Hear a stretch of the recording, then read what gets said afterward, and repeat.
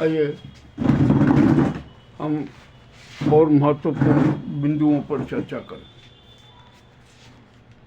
आज जो supreme court में घटना हुई ना, जूता वाला जो घटना, वो अपने आप में बेहद शर्मदायक है।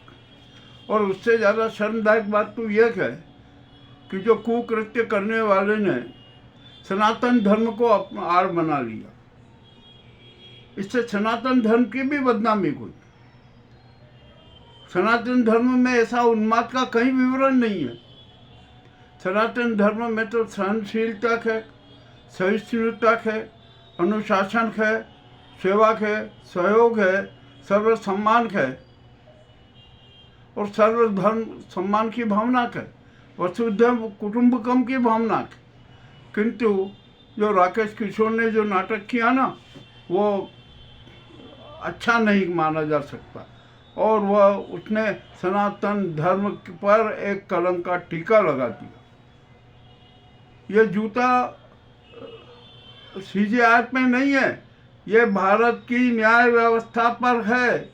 और अब जो भी यहाँ जितने भी न्यायाधीश हैं, छोटी अदालत से लेकर सुप्रीम कोर्ट तक, उनके मन में भी भय पैदा हो गया है कि ये इस प्रकार का जूतावादी उन्माद अब तो कहीं पर भी हो सकता है।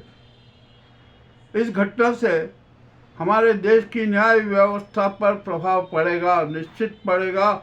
मैं खुलेआम कह रहा हूँ कि इसको अब कोई नहीं रोक सकता। ये इतनी बड़ी घटना की गई है कि जिसकी कोई सीमा नहीं। और यह सारी घटना के पीछे जो मानसिकता है ना, वो मनोवादी मानसिकता का।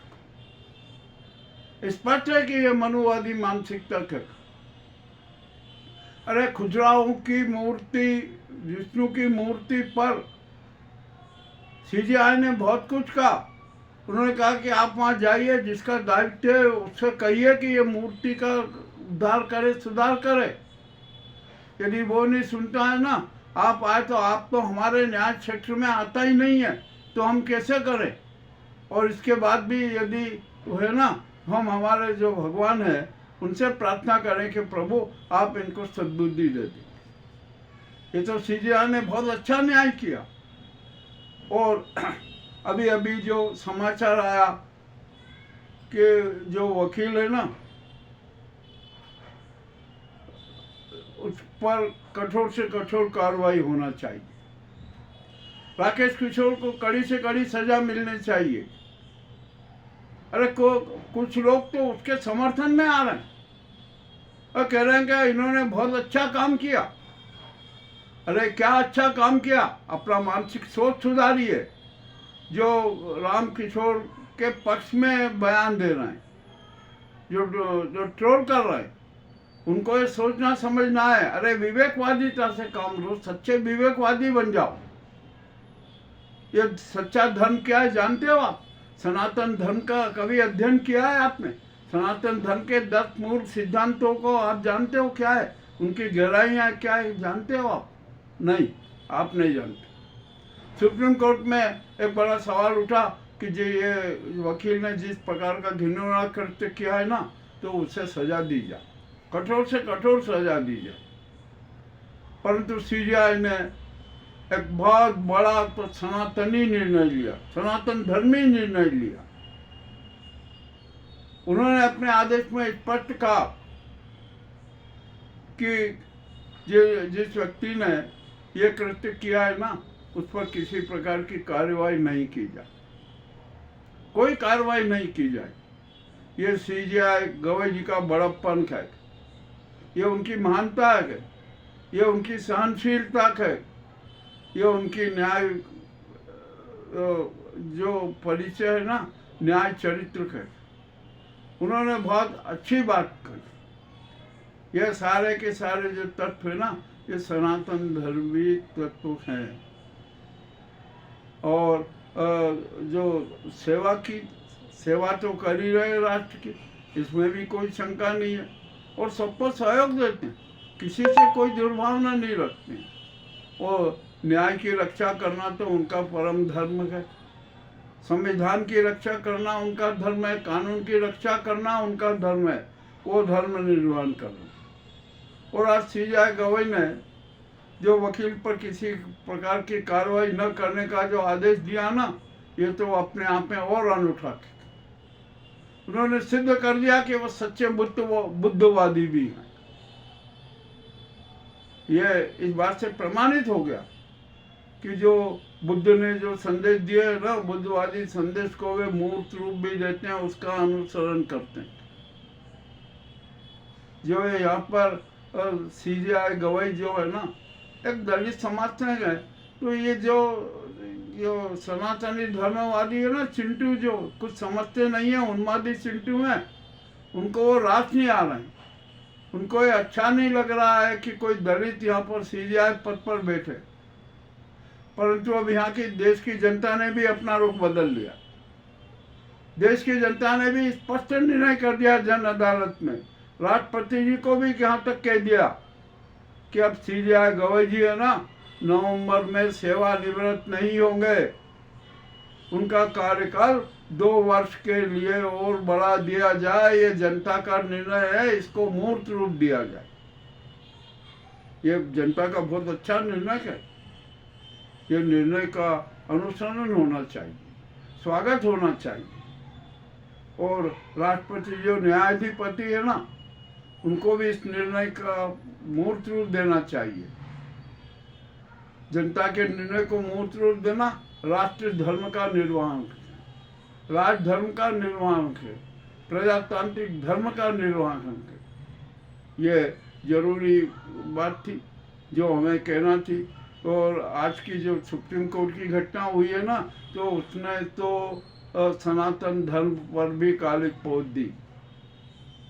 हम स्पष्ट रूप से कह रहे हैं कि उसने कालिक पोत दी सनातन धर्म पर, उसके सिद्धांतों पर। अब ये मामला कितना गंभीर हो गया है कि जिसकी कोई सीमा नहीं। अब तो हर न्यायाधीश डरेगा कि क्या उसके साथ भी कुछ घटना हो सकती है, और होगी भविष्य में, ये भी तय है। सुप्रीम कोर्ट ने आदिवासियों के खिलाफ, दलितों के खिलाफ अनेक प्रकार के निर्णय दिए, परंतु किसी भी समाज ने ऐसा कुकृत्य नहीं किया जितना ये तथाकथित सनातन धर्मी राकेश किशोर ने किया। अब इसकी सजा कौन देगा, ये ऊपर वाला जाने, ईश्वर जाने। मगर ये तो कुकृत्य हुआ है ना, ये सनातन धर्म को शर्मिंदा करने वाला। हमारी न्याय विधा पर कड़ा प्रहार के न्यायपालिका की पवित्रता पर कलंक लगा दिया। अब यहाँ पर हर न्यायाधीश को भी सतर्क रहना होगा, क्योंकि ये जो नफरती चिंटू है ना, जिनका लक्ष्य देश में जहर घोलना है, समाज में जहर घोलना है, देश की हत्या करना है, सनातन धर्म की हत्या करना है, संविधान की हत्या करना है, सांप्रदायिक सद्भाव की हत्या करना है, यह ऐसा घिनौना कृत्य है।